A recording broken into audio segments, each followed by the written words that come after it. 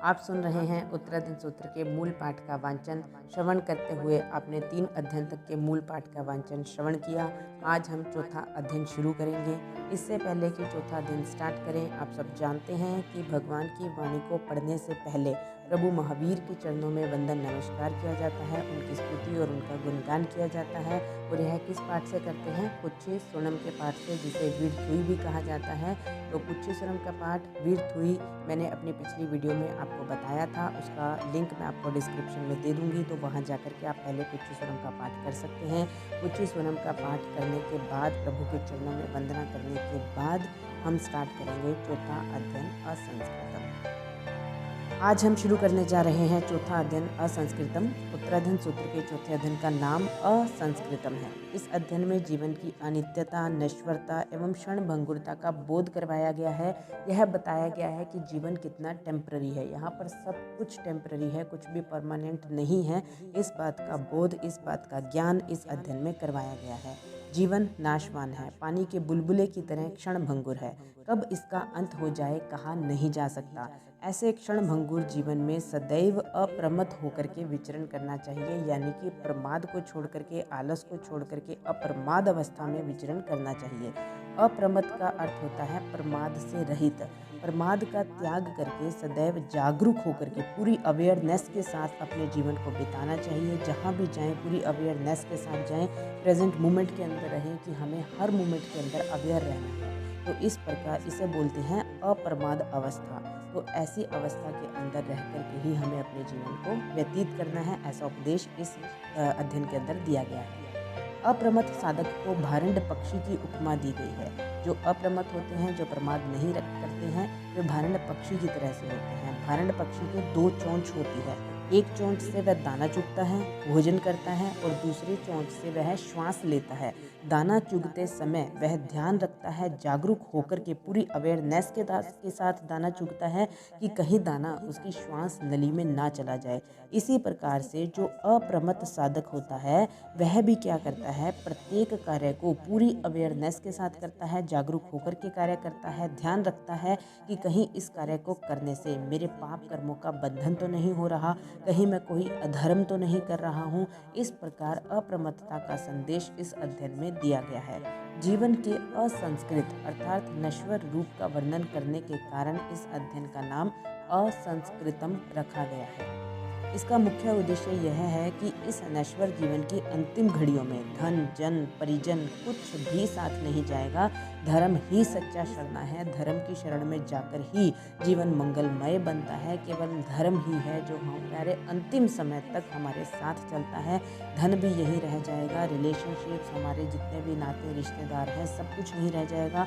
वैभव, ऐश्वर्य, डिग्रियाँ, पद, स्टेटस, सब कुछ यहीं पर रह जाएगा। साथ चलेगा तो केवल हमारा अपना धर्म चलेगा। उत्तराधीन सूत्र के कुल 36 अध्ययन हैं। इन 36 अध्ययनों में से यह अध्ययन सबसे छोटा है। इसमें केवल 13 ही गाथाएं हैं, जिसके मूल पाठ का उच्चारण अब हम सब मिल करके करेंगे।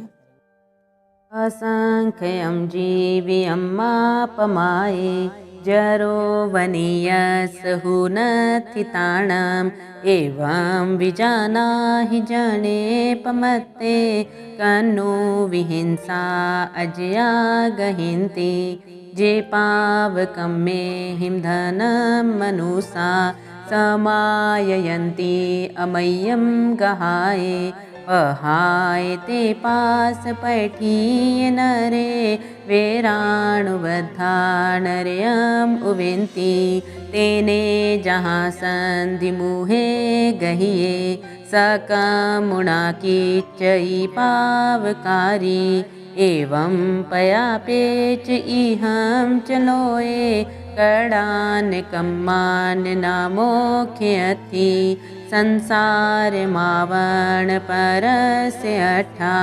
साहारणं जं चकरे कम्मं कम्मस्ते तस् उवेय काले न बन्धवा बन्धवयम् उवेन्ति वित्तेन तानं न लभ्ये पमते इममिलोये अदुवा परथा दीवपनठेव अनन्तमोहे नेया उयं दठुमदठुमेव सुत्ते सुयावी पणिबुद्धजीवी नावीससे पण्डियेया सुपन्ने घोरा मुहूर्ता अबलं शरीरं भारण्डपक्षीव चरे पमते चरे पयायिं परिसङ्कमानो जं किञ्चिपासम् इह मन्यमानो लाभन्तरे जीविये बूहयिता पच्छा परिणायमलावधंसि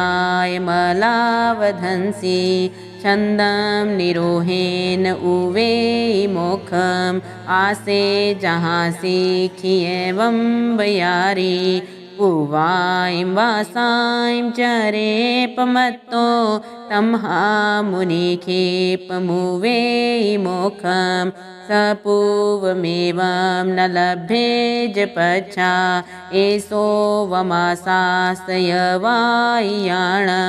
विसीयैसीढिलेयाउयम्मि कालो वणिये शरीरसभे क्षिपं न शक्ये विवेगमेवं तम्हा समुत्थाय पहाय कामे समीचलोयां समया महेशी अपान रक्षी चरे पमतो मुहुं मोहगुणे जयन्तम् अनेगरुवा समणं चरन्तं फासाफुसन्ति असमञ्जसं च न ते सिंभिक्खु मनसा पौसे बन्दाय फासा बहुलोहनीचा तह पगारे सुमनं न कुजा रखीज कोहम विन एजमानं मायं न सेवेज पहेज लोहम जे संख्या तुच्छ पर पवाई ते पीज दोषानुगया परझा ए अहम मेति दुगुंच माणो कंखे गुणे जाव शरीर भेऊती बेमी। प्रभु की वाणी को पढ़ते समय यदि कोई अतिचार दोष लगा होता है तो उसके लिए आग में तिविह का पाठ पढ़ा जाता है। प्रभु की वाणी को पढ़ते समय कोई गलती की हो, कोई अक्षर कम ज़्यादा बोला गया हो, कोई मात्रा की गलती की हो, किसी भी प्रकार से प्रभु की वाणी के विरुद्ध जाकर के कुछ कहा हो तो उसके लिए आग में तिविह का पाठ पढ़ेंगे। आइए पढ़ते हैं आग में तिविह का पाठ। आगमे तिविहे प्रणते तम जहाँ सुत्ता गमे अथा गमे तदुभ्य गमे एवा श्री शुद्धज्ञान के विषय जे कोई अतिचार लगा होते ते मैं अलोम जम वाइदम बच्चा मेलियम हीन खरम अचखरम पय हिनम विनय हिनम जोग हिनम घोष हिनम सुट्ठु दिनम दुट्ठु पड़ीछम अकाले कौ सज्जाओ काले न कौ सज्जाओ असज्जाए सज्जायम सज्जाए न सज्जायम भनता गुनता विचारता ज्ञान और ज्ञानवंत पुरुषों की अविनय अशातना की हो तो तस्मिच्छामि दुक्कडम तस्मिच्छामि दुक्कडम तस्मिच्छामि दुक्कडम। यानी कि अगर मुझसे प्रभु की वाणी को पढ़ते समय कोई गलती हुई हो तो उसके लिए क्षमा याचना करती हूँ। तो जब भी प्रभु की वाणी को पढ़ें तो क्षमा याचना अवश्य करें।